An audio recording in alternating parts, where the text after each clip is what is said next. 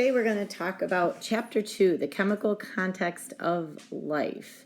If you do happen to hear some barking or panting in the background, sorry, that would be my dogs. So the first thing that I wanted to talk about is just to make some connections for you, because we're going to be spending a lot of time in these big ideas. So even this beginning unit, we can kind of connect to those big ideas, and I wanted you to see how that fits in. So we're going to be talking about chemical reactions and about chemistry, general basics of chemistry. Some of you, this will be a big review. Some of you, this will be maybe the first time, or you haven't heard this since your freshman year. So those big idea connections are that chemical reactions can communicate information, which is big idea 3, having to do with living systems and response. They can fuel natural selection evolution, big idea 1, evolution. And they can enable populations to interact, which is big idea 4, interactions and ecosystems. So this little guy is called the Bombardier Beetle, and it's really cool because it's a great example of the relevance of chemistry to life. This little beetle has specialized structures to help defend itself, just like many other organisms, especially from ants who like to attack it. Well, this beetle does is it sprays a boiling hot, irritating liquid from glands that are located in its abdomen. But what's really cool about this is that there's 2 sets of chemicals that are stored in separate sacs inside of its abdomen. And when it feels threatened, those chemicals are released from the sac, and it's the chemical reaction that produces the heat and an actual audible pop or popping noise as it's rapidly firing this hot boiling liquid at its attacker. So again, this is only a small example of how chemistry is relevant to life, but I thought that would be a good way to start off this chapter. As we go through Chapter 2, a lot of this will be review to many of you, and that's okay. Remember, only write down what you need to know. If you already know it, you obviously don't have to write it down, okay?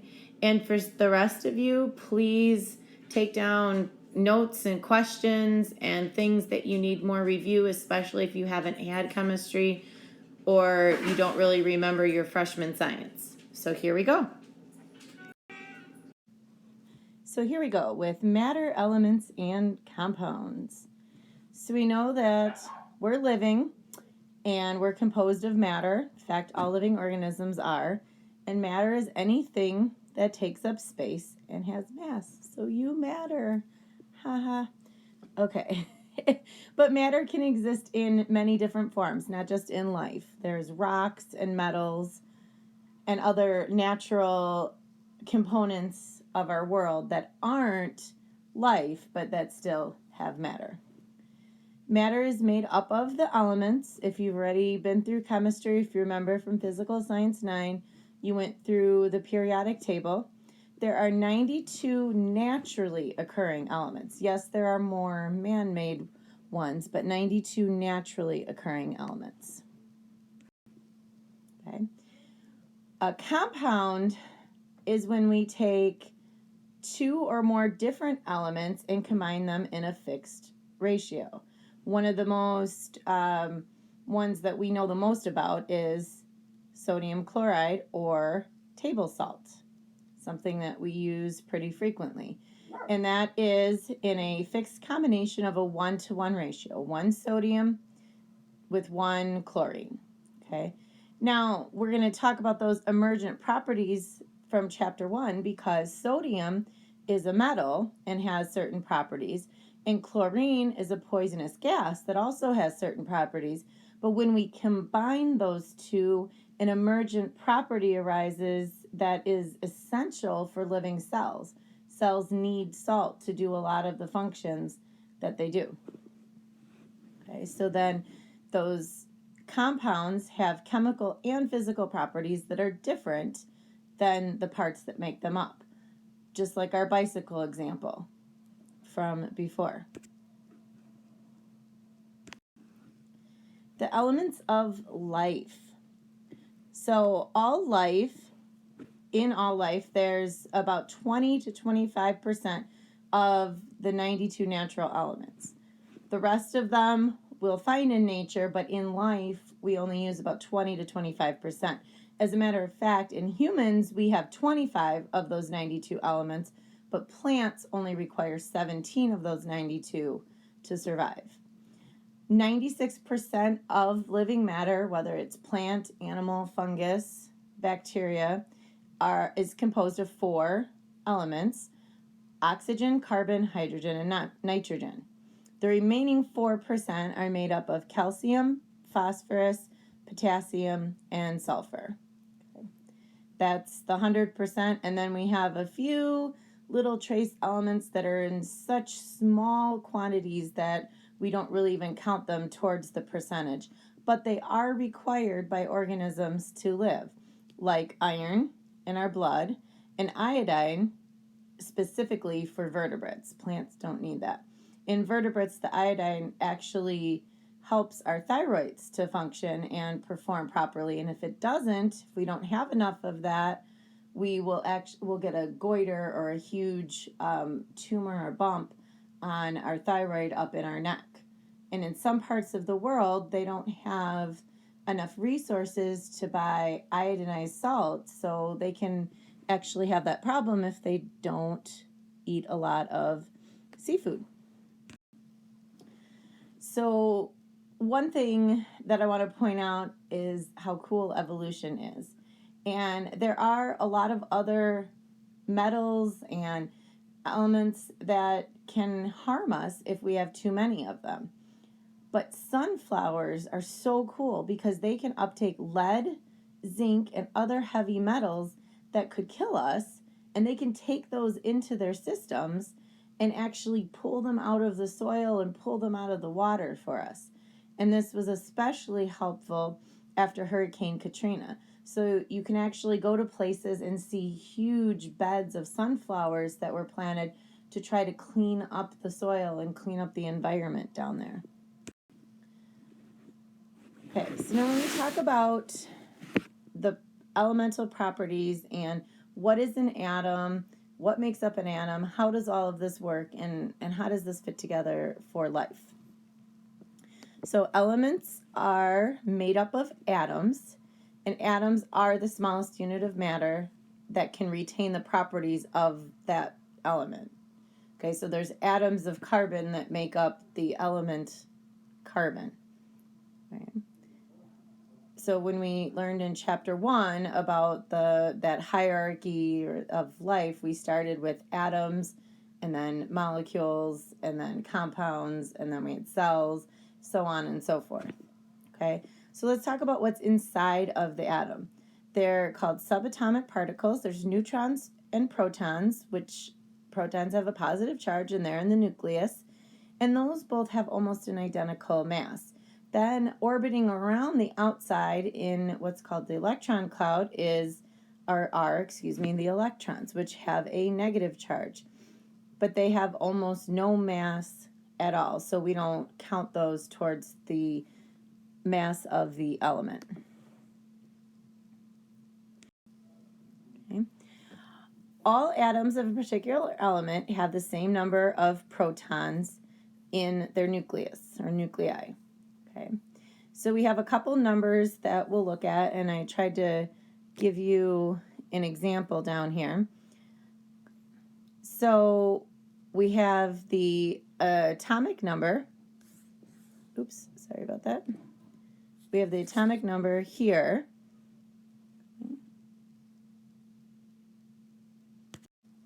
And that is essentially the number of protons in the nucleus. It's usually written as a subscript to the left, so subscript means lower. Okay. And this should also equal the number of electrons. And then we have the mass number, which is the number of protons and the number of neutrons together. So that's usually written as a superscript and to the left. Now sometimes you will see these above and below of the element. It just depends on what periodic table you're looking at or which source you're looking at. So sometimes they're written to the left, sometimes they're written above and below. Okay, but remember the mass number, or the atomic mass, is the sum of the protons and the neutrons. So if we take 4 minus 2, 2 is the number of protons, we know that helium also has 2 neutrons. And sometimes there are these things called isotopes, which are different atomic forms of the same element. So it's an element of carbon, but it has a different number of neutrons.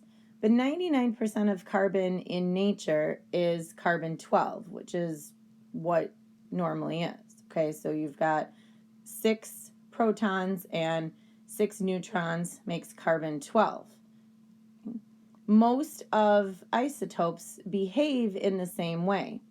There's other carbons too, like carbon-13 and carbon-14, which both would have more neutrons. So carbon-13 has 7 neutrons and carbon-14 has 8 neutrons. But they're called isotopes because that whole group of them. So carbon-12 is not really the isotope. It's not the different one, but it is in that family or group of them. So they're all called isotopes. Okay, then we have the radioactive isotopes, which have nuclei, remember the protons and the neutrons, that lose particles and can decay. When they do that, they give off large amounts of energy and particles. This is where it can become a problem. So carbon-14 will decay to nitrogen because it actually loses a proton. So that number is going to go down.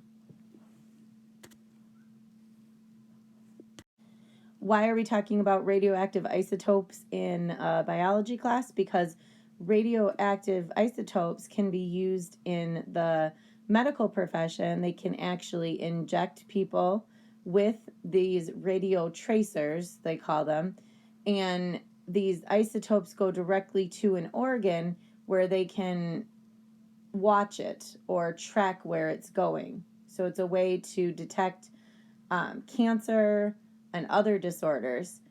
And so in small doses like that, for medical purposes, it's very useful. But in large doses, it can be very damaging to cellular processes and can actually kill a person. So we talked about there being protons and neutrons, and then there are electrons around the nucleus in a cloud or in a shell. So we'll call these electrons are in shells, and different elements, or different atoms, are going to have different numbers of shells based on their position in the periodic table, if you can remember learning about that. Okay, and those shells have an order of increasing energy level. Okay. Energy is the capacity to cause change. Okay, you have energy, you're going to change something, change your position, change your what you're doing, what you're eating, whatever. You are changing something.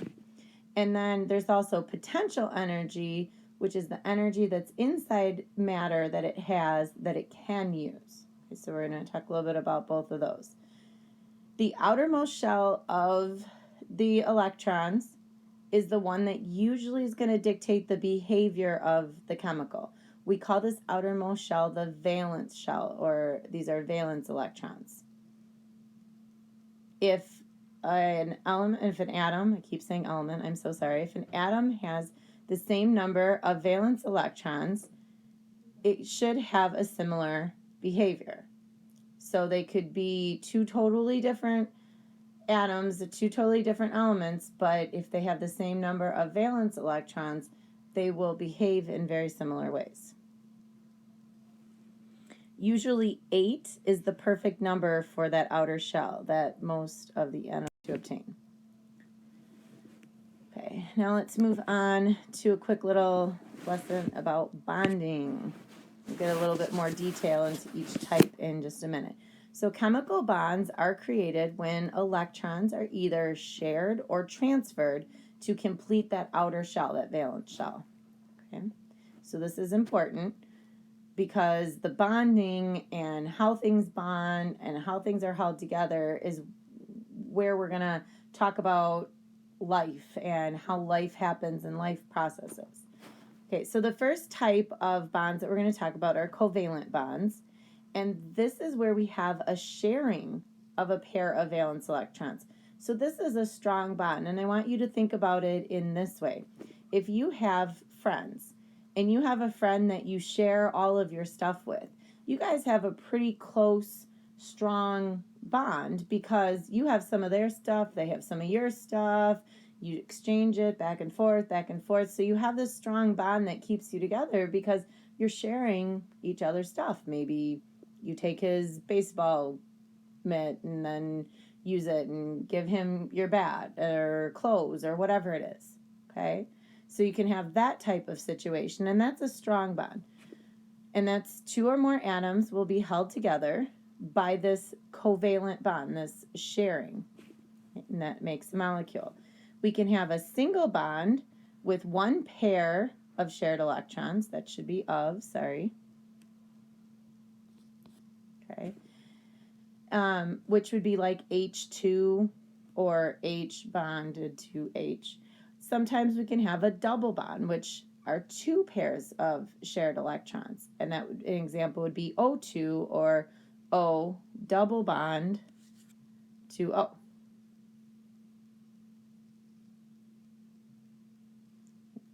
And then I just wanted to mention, just in case we didn't quite get this understanding, a molecule is made up of the same elements, whereas a compound is made up of different elements. So H2 is a molecule because it's the same element, both hydrogen. Okay, so now we're going to talk about a little bit more about those atoms and the sharing.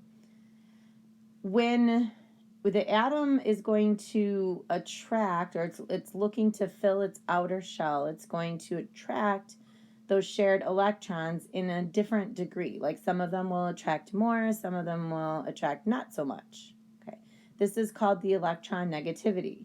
The more electron negativity something has, the stronger attraction it will have. So we can have an equal attraction, like in that H2 where they're both the same, and we're going to call this a nonpolar covalent bond. If we have an unequal attraction where one is stronger than the other, like as in H2O, the O is stronger, we're going to call that a polar covalent bond. Oxygen is one of the most electronegative elements that there is, and the electrons spend a lot more time near oxygen than they do near the hydrogen. So you can kind of think of oxygen like the really cool, popular person that everybody just wants to kind of huddle around and spend time around. So they attract a lot of that attention to themselves, and people will spend more time near them than the hydrogens or the people that, maybe aren't quite as cool. The next type of bonds we're going to talk about are ionic bonds. Now, this is when two atoms are so unequal in attraction that the more electron negative atom will actually strip electrons away from the partner. Now, this is a little bit of a weaker bond than the covalent bond. You can think about it if we go back to our friend example. If you have a friend, or if you know some friend, quote unquote, or know somebody that's always taking stuff away from you, you don't really have a very strong connection or bond with them because they're forever taking your stuff and they don't like to share. So that's kind of like an ionic bond. It like strips away those electrons from the other atom. So it's a little bit of a weak bond. An example of that would be sodium chloride. Okay.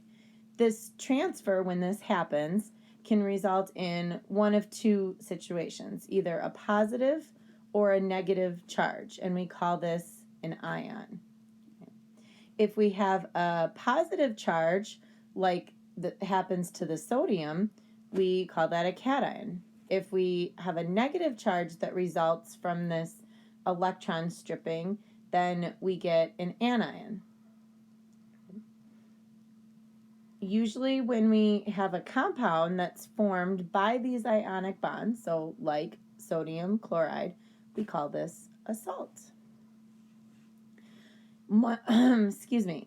An application for us is that most drugs are made as salts because when they're in the dry form, that they're actually stronger and they will hold together, but they come apart easily in water because that dissociates and pulls apart that ionic bond. Remember, it's not a very strong bond, right? So this is good because your pills stay together in the bottle, but then when you ingest them with the full glass of water, then they break apart and do what they're supposed to do. So now let's talk about those last type of bonds, the hydrogen bonds. And these are very weak, but they are also super important bonds when we're talking about life. And I have an example of that with this little picture of this gecko here. So this gecko has a van der Waals interaction. So this can happen when molecules are very close to each other and have this ever-changing positive negative charge. And so the gecko actually has these little pad-like structures on its feet that are constantly interacting in this positive negative way with the glass, which is just strong enough at that very moment when it's all put together to hold the gecko up and support it. Okay, but let's get back to those hydrogen bonds. These hydrogen bonds, like I said, are weak, but they result from partial charges as the hydrogen is covalently bonded to an electronegative atom, which will allow other attractions to happen. Now that's a big oof, that just, wow. Let's talk about that a little bit more, break that down. So when we have water, okay, so that was the covalent bond between hydrogen and oxygen, right? Oxygen is the more electron negative atom. So that's where that comes in. We've got hydrogen covalently bonded to oxygen, okay? That pool of the oxygen leaves those hydrogens kind of off on, it's almost like a V shape, and it leaves those open and available for other bonds to happen, other attractions to happen. Okay.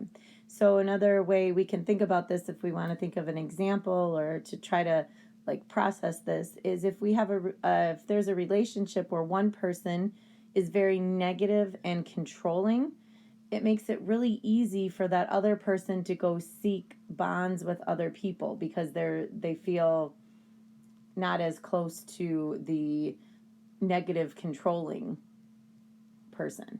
Okay, so just like the hydrogen doesn't feel as close or is not physically as close to the oxygen, so it's able to seek bonds with other molecules around it and other waters around it. So talking about molecular shape, when there are two atom molecules, they're often linear. HH, OO, CC, C2, okay? When we have more than two atoms, they form these unusual shapes. And it's usually the shape that's going to determine how biological molecules recognize and respond to each other. The example that I have here is showing an endorphin, the feel-good hormone, and on this side, morphine or opiates that will cause the same sort of feelings because they have a similar shape and they fit into the receptors. So we have in our brain, we have endorphin receptors that allow our brain to receive these endorphins, okay? So when we take drugs that fit that same receptor, then we can get this same, it kind of unlocks the door there and we can get the same physical effects. On to some chemical reactions. Please remember to take a break if you need to. Chemical reactions are the making and breaking of chemical bonds. The reactants are the starting materials. They're found on the left side of the equation. The products are the ending materials, usually found on the right side of the equation.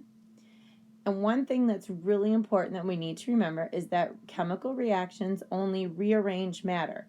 They're not creating it, they're not destroying it, they're rearranging how things are going. So we're going to take a look at the reaction of photosynthesis and find out what's happening. To use that as an example. Sometimes, or many times, what we end up getting is a forward and reverse reaction set. So things go forward, things back up, and when those get to offset each other, that doesn't mean it stops happening, it just means that there's no net change. Then we've reached this chemical equilibrium, which is the state where most things like to be in equilibrium. But let's take a look at the photosynthesis equation just to show you that we've not created or destroyed matter, we've just simply rearranged it. So here we have 6 CO2s here. So we have 6 carbons. Well, then on this side, we don't have CO2 anymore, but here are 6 carbons. Okay, 6 times 2 hydrogens, 6 times 2 is 12, and if we come over here, there's our 12 hydrogens, and then 6 times 2 oxygens, which is also 12. So we've got 6 of them there, plus 12 there, okay? And then, oh, I'm sorry, our other 6 oxygens come from our water. So that's how we end up just rearranging things. So we started with carbon dioxide and water, and we've rearranged that into a sugar called glucose and oxygen. When we're talking about chemistry and when we're talking about molecules and life, we have to talk about water. It's one of the most important and essential things to life. When we're in our search for life on other planets, the first thing that scientists are looking for is the planet capable of having liquid water? That's what we know to sustain life, so that's what we're looking for in a planet that would be able to sustain life. Our cells and cells of other organisms are between 70 and 95% water, depending on what type of organism and what type of cell we're looking at. Water is a polar molecule. Remember, it has polar covalent bonds, and it forms this kind of V shape. With this V shape causes an uneven distribution of the charges, and that's going to cause water to react with other water molecules through those hydrogen bonds. Okay, so you can see that the H here is attracted to the O there, and this H is attracted to this O. So it forms those weak yet important hydrogen bonds. Along with talking about water, we'll talk about how water behaves, and cohesion and adhesion are very important, especially to plants. Okay, so water molecules stay close because of that hydrogen bonding, that attraction of one hydrogen to the oxygen of the other water molecule, and this is called cohesion. They stick together. Okay? You've seen this happen. You can pour some water onto the table, and all of the water kind of sticks together in a little clump.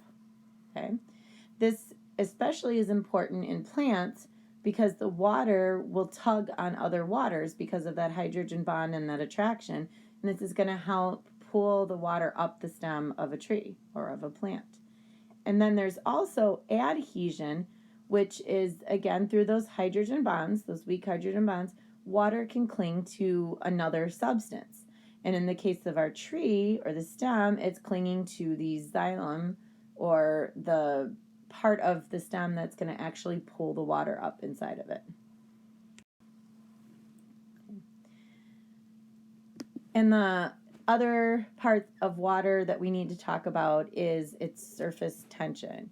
All liquids have a surface tension. It just depends on what type of liquid and what type of surface tension it has. Water has a high surface tension, which it means that it's difficult to stretch or break the surface of it. Okay. It's not impossible. We all can do it. You have that gob of water on your table and you poke your finger in it hard enough and you can separate it or break the surface tension. But we also know that you can almost overfill a glass or seemingly overfill a glass and you'll get that little hill on the top before it will break. That's the surface tension. This allows animals like this water bug to be able to stand on the top of the water and hunt.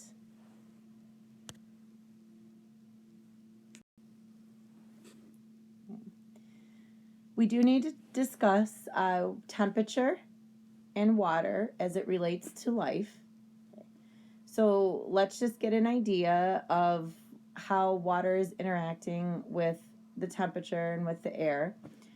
So water absorbs heat from air that is warmer than it, okay? And it's going to release heat to air that's cooler than it. Water is really good at doing this, and it can absorb large amounts of heat without really changing the temperature of the water that much.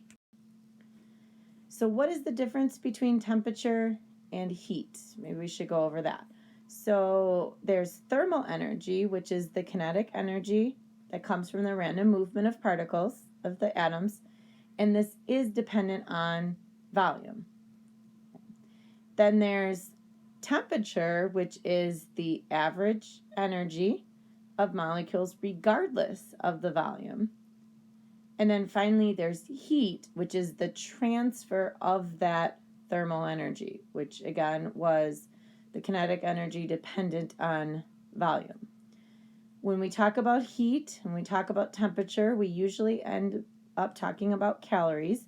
And a calorie is the amount of heat that is required to raise the temperature of 1 gram of water by 1 degree Celsius. Specific heat is the amount of heat to change 1 gram of any substance 1 degree Celsius. Okay, and we already just said water's specific heat was 1 calorie per gram per degree. Okay. Now, water's specific heat is really high, which means that it changes its temperature less than other liquids. So you can have another liquid and it's going to require less energy to be able to change the temperature of 1 gram of that water 1 degree. Water has a pretty high specific heat. Okay. What happens with this, or why this is important to life, is because it helps stabilize ocean temperatures for marine life, and it also helps stabilize the Earth's temperature to just sustain life. Because water is such a good heat absorber and it doesn't change the temperature of the water that much, the sun can beat down on it and add heat to it without making the temperature of the water go up. Let's talk about sweating a little bit and why that's important. Okay, liquid molecules are close together. They're held together by an attraction. When they can move fast enough, when heat is applied usually, they move fast enough and they get going super, super fast, and then they can enter into the surrounding air as a gas. This is called vaporization or evaporation. Okay? When a liquid evaporates, all those high energy molecules that are going really, really fast leave the surface, and therefore they leave the surface behind it feeling cooler, or actually not feeling cooler, but being cooler. So this is what sweating does. When we have water on our skin from our sweat, it actually evaporates into the air, okay, which allows the skin behind it to be cooler and remain cooler. The problem with the humidity is the air surrounding us is already overfilled with water, and it can't absorb any more water from our skin Therefore, the sweat doesn't do its job to cool us, and we end up feeling miserable and gross. Okay. One of my favorite subjects is ice and water, and one of the coolest things about ice is that, and water, is that water is less dense as a solid. So water expands when it's cooled and when it starts to solidify because of those hydrogen bonds. They kind of like work like arms holding the hydrogen and the water molecules at arm's length from each other. So those hydrogen bonds are very important in the formation of ice. Okay.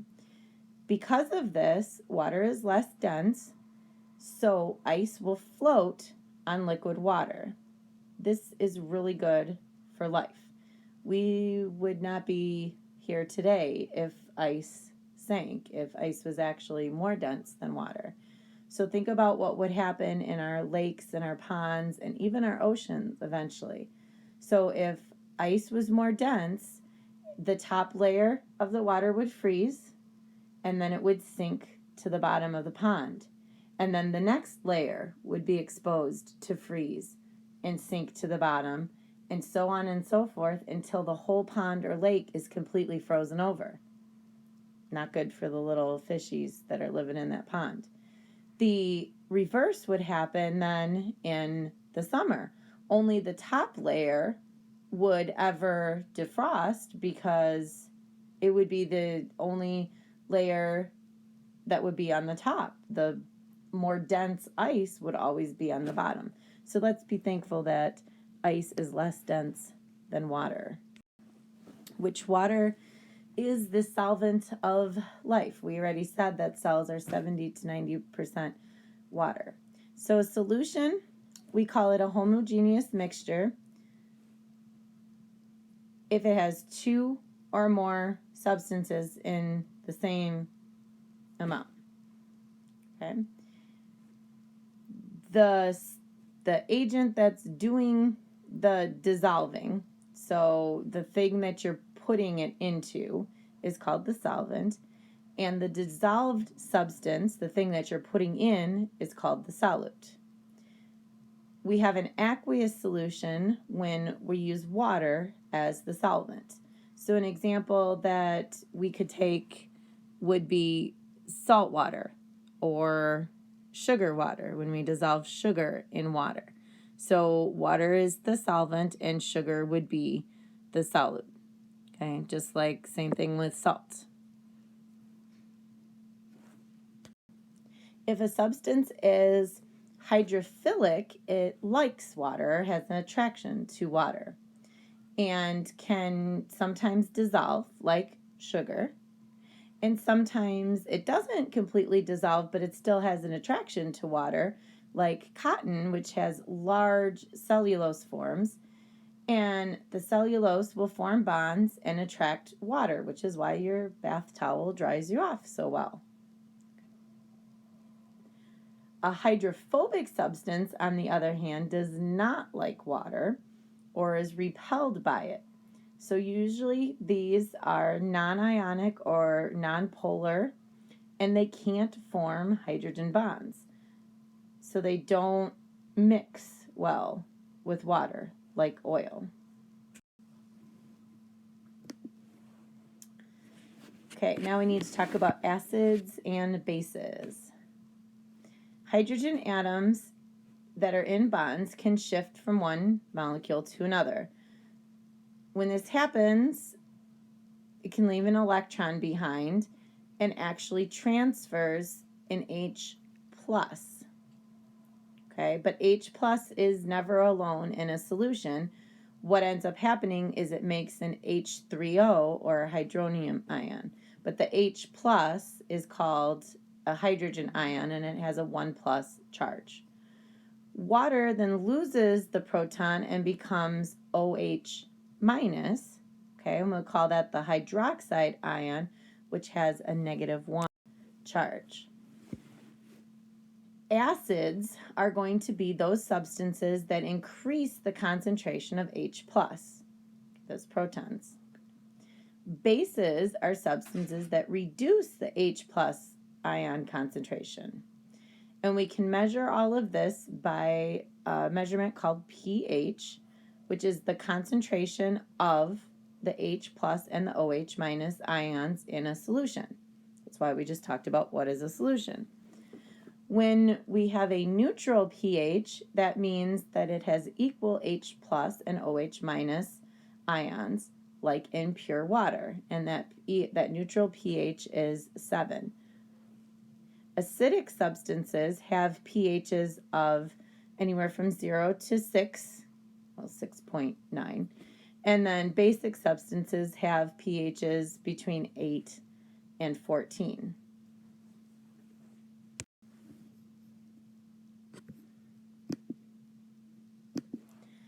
This is important to life to have the right pH because we can't survive if our balance is off for very long at all. Okay. Thankfully, we do have buffers inside of us, and a buffer is a substance that will minimize the changes in that H plus and OH minus concentrations to somewhat neutralize it. Okay. Again, this is super important, especially in blood. So our normal blood pH is 7.4. If it is slightly off of that for even just a few minutes, we can die.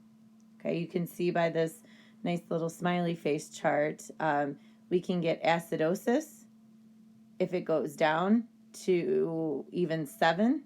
Below 7 is death, or if it goes above 7.8, we can die also.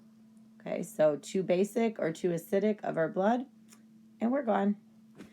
So chemistry is important, and it's good to study it. It's good to know a little bit about it. Hopefully I haven't overwhelmed you too much because we have a little bit more to talk about in chapter 3 with different molecules and things like that. Please, please, please ask questions in class. Ask clarifications for things that you didn't understand. I don't know how many of you this is just a review for, and I don't know what you're thinking and what your understanding is. So please ask questions if you have them. I will see you in class. Thanks. Bye.